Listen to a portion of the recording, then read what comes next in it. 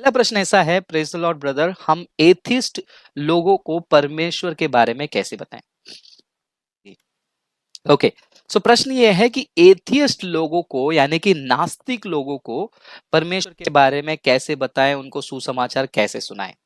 अब ये एथियस्ट ये शब्द सुनते ही बहुत सारे क्रिश्चियंस जो पढ़ते हैं उन्हें लगता है कि ये वो एथियस्ट हैं जिन्हें साइंस के ऊपर भरोसा है, साइंस के वजह से, विज्ञान के वजह से या फिर कोई और तार्किक विचारधारा के कारण वो लोग जो है परमेश्वर को रिजेक्ट कर रहे हैं और एथियज्म यानी कि नास्तिकवाद को अपनाए बैठे हैं। ऐसा नहीं है।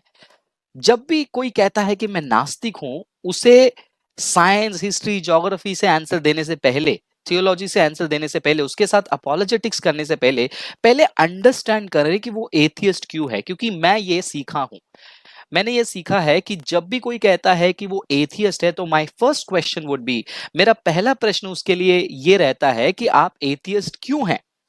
उसके आंसर के बेसिस में मैं क्या करूंगा, मैं अपने रिस्पॉन्स को दूंगा। अगर वो कहता है कि मैं एथियस्ट इसीलिए हूं क्योंकि साइंस मैंने स्टडी किया है, हिस्ट्री मैंने स्टडी किया है, तो मैं उसको जो है उसके अनुसार जवाब देने का प्रयास करूंगा। अगर कोई कहता है कि मैं एथियस्ट इसीलिए हूं क्योंकि मुझे किसी भगवान के ऊपर भरोसा ही नहीं, भाई क्यों नहीं, मुझे भरोसा नहीं करना है।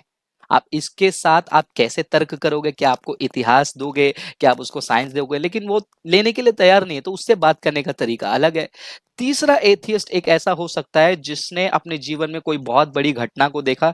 मैंने अपने लाइफ में कम से कम ऐसे 2 लोगों को देखा है जिनके फ्रेंड्स की मौत हो गई या फिर ग्रैंडमा की मौत हो गई, जिसके कारण गुस्सा में आकर कि कहाँ चला गया परमेश्वर, तो परमेश्वर ने मेरे लिए जवाब नहीं दिया, तो वो उसका अस्तित्व नहीं है, ऐसे कहने वाले भी जो हैं एथियस्ट है। सो ये 3 में से कौन है आपका एथियस्ट मित्र, ये आपको जानना बहुत जरूरी है। तो इसीलिए क्या करते हैं, हम सबसे पहला स्टेप ये रखते हैं कि रिलेशनशिप बिल्ड करें। यहाँ पर उसको रिलीजन तुरंत परोसे नहीं। अगर आप उसको तुरंत रिलीजन परोसोगे तो वो आपसे बात नहीं करेगा। पहले आप उसके साथ रिलेशनशिप बनाइए, उसको अंडरस्टैंड करिए कि वो कौन है, क्यों नास्तिक है, कब से नास्तिक है, क्या वो कारण है उसको नास्तिक बनाया है। तो इसीलिए आप उसके साथ रिलेशनशिप बनाकर उससे अंडरस्टैंड करिए, उसका ट्रस्ट जीतिए पहले। Let him trust you first and then आपके बातों से, आपके क्रियाओं से अगर उसको मसीह का प्रेम, मसीह का चरित्र दिखता है तो वो आपसे बात करने लगेगा। दूसरा चीज, जैसे मैंने कहा, पूछो, आप आर्ग्यूमेंट मत करो उसके साथ। अब ये तीनों एथियस्ट हैं। सबसे पहला एथियस्ट है जो कहता है कि मैंने साइंस पढ़ा है, तो उससे साइंस रिलेटेड क्वेश्चंस पूछो। उसको पूछो कि दुनिया का अस्तित्व कैसे आया, क्यों आया। तो उसके ऊपर आप क्या कर सकते हैं, कलाम कॉस्मोलॉजिकल आर्ग्यूमेंट स्टडी कर सकते हैं, टीलियोलॉजिकल आर्ग्यूमेंट स्टडी कर सकते हैं, कंटिजेंसी आर्ग्यूमेंट स्टडी कर सकते हैं, मॉरल आर्ग्यूमेंट स्टडी कर सकते हैं। ये सारे आर्ग्यूमेंट्स को स्टडी करके सही समय पर, सही वक्त पर जो है उससे आप बातचीत करने का प्रयास कर सकते हैं। दूसरा, आप उसके साथ कुछ ऐसे मुद्दों पर बात करें जिस मुद्दे पर वो कंफर्टेबल है। ये तीसरा सजेशन मेरा। एक कॉमन मुद्दा क्या है आपके और उसके बीच में?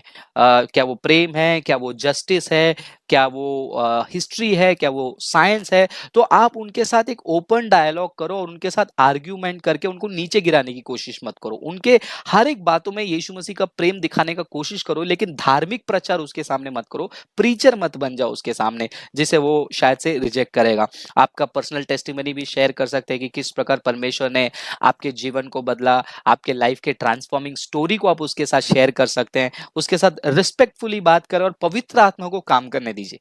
यह बात को समझिए कि आपका काम आर्ग्यू करना नहीं है, आपका काम फैक्ट्स को प्रेजेंट करना है।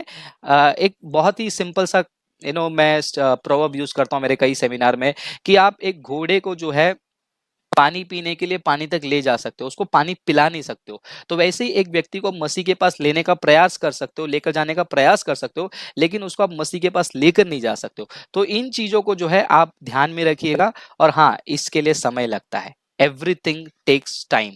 क्योंकि बीज जो है वो जब मिट्टी में जाता है उसको उगने में समय लगता है। इसीलिए थोड़ा सा प्रेयरफुली रहिए, उससे बातचीत करिए, समय दीजिए, ताकि वो आपके बातों को समझ पाए।